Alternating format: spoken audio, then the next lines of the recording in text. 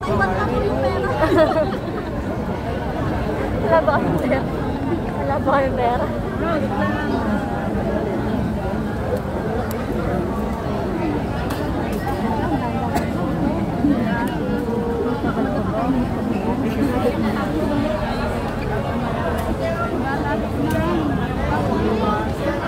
Ayaw mo yan na.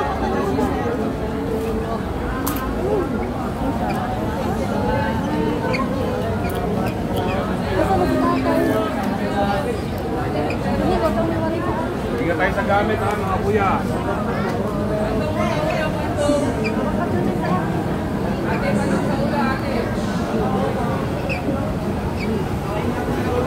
Sa ngalan ng Ama, ng Anak, ng Espiritu Santo.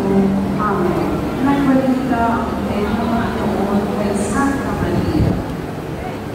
At siya'y nagpinilang ng Espiritu Santo. Aba, Ginoong Maria, napupuno ka ng grasya, ang Panginoong Diyos ay